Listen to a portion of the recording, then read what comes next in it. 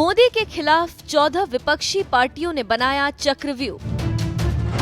कांग्रेस के साथ मिलकर विपक्ष सीधे सुप्रीम कोर्ट पहुंच गया, मगर कोर्ट में भी मोदी विरोधियों को लगा तगड़ा झटका।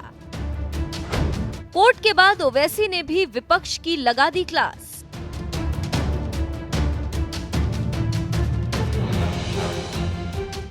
कोई भी भ्रष्टाचारी बचना नहीं चाहिए। हमारी कोशिशों में कोई भी ढील नहीं आनी चाहिए। ये देश की इच्छा है, ये देशवासियों की इच्छा है। और मैं आपको भरोसा दिलाता हूं, देश आपके साथ है, कानून आपके साथ है, देश का संविधान आपके साथ है। जनता जनार्दन से मिले प्रचंड बहुमत के दम पर सत्ता संभाल रहे देश के प्रधानमंत्री नरेंद्र मोदी ने डंके की चोट पर भ्रष्टाचारियों के खिलाफ एक्शन लेने का ये भरोसा उस जांच एजेंसी सीबीआई को दिया है, जो देश की सबसे ताकतवर जांच एजेंसी मानी जाती है और तमाम सियासी पार्टियों के नेताओं के पीछे पड़ी है। यही वजह है कि कांग्रेस, सपा, वामपंथी पार्टियां, आम आदमी पार्टी और टीएमसी जैसी तमाम विपक्षी पार्टियां सीबीआई, ईडी जैसी जांच एजेंसियों के खिलाफ सीधे सुप्रीम कोर्ट पहुंच गई, जिससे मोदी सरकार को घेरा जा सके। लेकिन विपक्ष की इस चालाकी पर अब हैदराबाद के सांसद और सबसे बड़े मोदी विरोधी माने जाने वाले असदुद्दीन ओवैसी भी बुरी तरह से भड़क गए और यहां तक कह दिया कि विपक्ष का सुप्रीम कोर्ट जाना गलत था।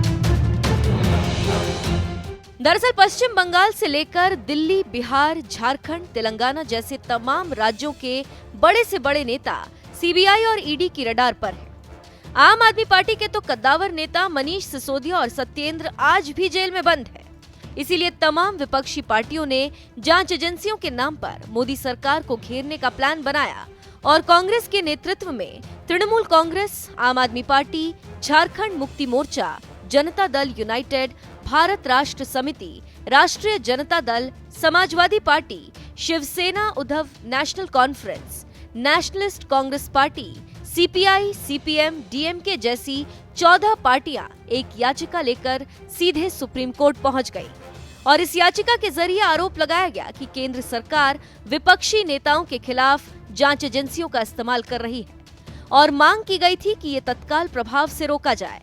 लेकिन सुप्रीम कोर्ट ने इस याचिका पर सुनवाई करने से ही साफ इनकार कर दिया, जो मोदी सरकार के लिए जहां सबसे बड़ी राहत साबित हुई, तो वहीं मोदी विरोधी विपक्षियों को तगड़ा झटका लगा, क्योंकि सुप्रीम कोर्ट ने साफ कह दिया कि देश में नेताओं के लिए अलग कानून नहीं हो सकते। देश की सबसे बड़ी अदालत की याचिका पर सुनवाई से इनकार कर देने के बाद विपक्ष को अपनी याचिका वापस लेनी पड़ी। तो वहीं विपक्ष की एक और पार्टी एआईएमआईएम के अध्यक्ष और हैदराबाद से सांसद असदुद्दीन ओवैसी ने अब बड़ा बयान दिया। उन्होंने विपक्ष के इस कदम को ही एकदम गलत बताते हुए कहा, ये गलत कदम था, ये राजनीति करने का सही तरीका नहीं है। विपक्षी दलों को इसे जनता के बीच ले जाना चाहिए था और उन्हें ये बताना चाहिए था कि कैसे भारतीय जनता पार्टी एजेंसियों का उपयोग करके हिसाब बराबर कर रही है। ये वो तरीका ही गलत था।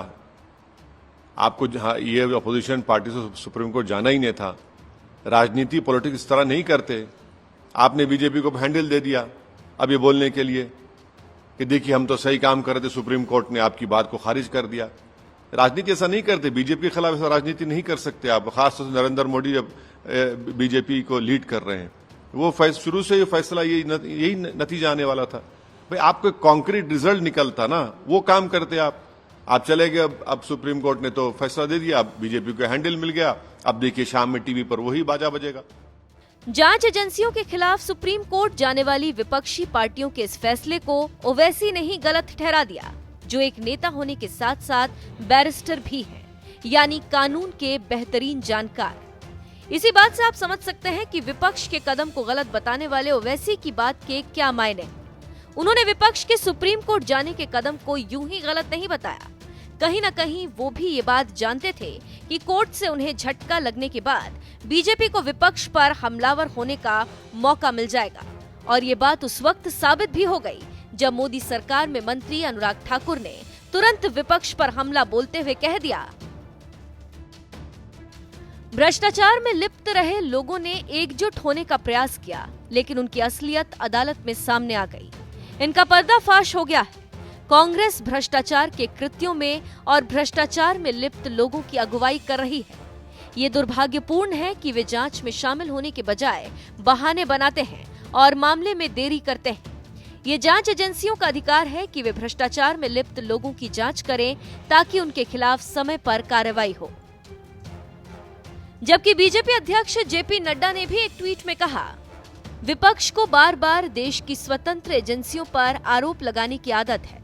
विपक्ष के लोगों के कारनामे पूरा देश देख रहा है। सारे ऐसे लोग जो भ्रष्टाचार के मामलों में लिप्त हैं, आज वो एक मंच पर आकर झूठे आरोपों की राजनीति कर रहे हैं। आज सुप्रीम कोर्ट की टिप्पणी उन सभी को आईना दिखाने वाली है। केंद्रीय मंत्री अनुराग ठाकुर और बीजेपी अध्यक्ष जेपी नड्डा के ये बयान बता रहे हैं कि ओवैसी ने क्यों जांच एजेंसियों के मुद्दे पर सुप्रीम कोर्ट जाने वाले विपक्ष के इस कदम को गलत बताया। तो वहीं सुप्रीम कोर्ट ने भी साफ कह दिया, नेताओं के लिए अलग कानून नहीं हो सकता। जब आप कहते हैं कि विपक्ष की जगह सिकुड़ गई है, तो उसका निदान उसी जगह राजनीति में है, अदालत में नहीं। बहरहाल आपको बता दें कि पिछले कुछ महीनों में कई विपक्षी नेताओं के खिलाफ ईडी सीबीआई की ताबड़तोड़ कार्रवाई हो रही है। आम आदमी पार्टी के लिए तो सबसे बड़ा झटका रहा, क्योंकि उनके बड़े नेता मनीष सिसोदिया को गिरफ्तार कर जेल में डाल दिया गया, जबकि सत्येंद्र जैन तो पहले से ही जेल में है।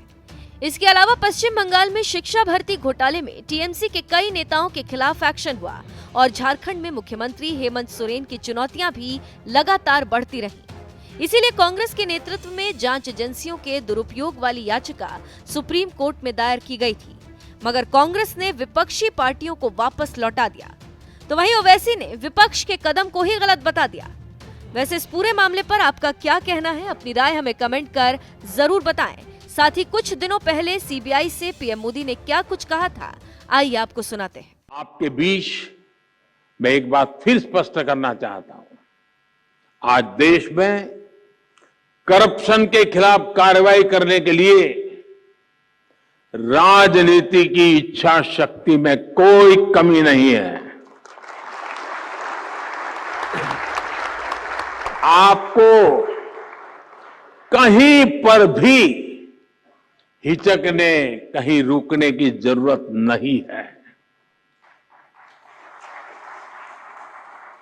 मैं जानता हूं जिनके खिलाफ एक्शन ले रहे हैं वो बहुत ताकतवर लोग हैं।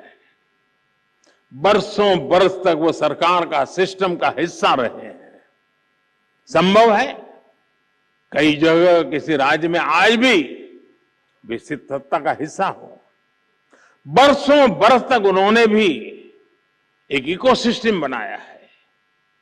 इकोसिस्टम अक्सर उनके काले कारनामों को कवर देने के लिए, आप जैसी संस्थाओं की छवि बिगाड़ने के लिए एक्टिव हो जाता है। एजेंसी पर ही हमला बोल दो, ये लोग आपका ध्यान भटकाते रहेंगे, लेकिन आपको अपने काम पर फोकस रखना है।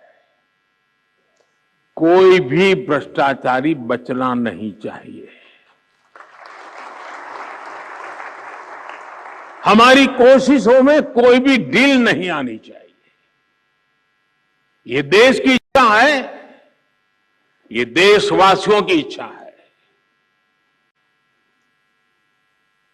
और मैं आपको भरोसा दिलाता हूं, देश आपके साथ है,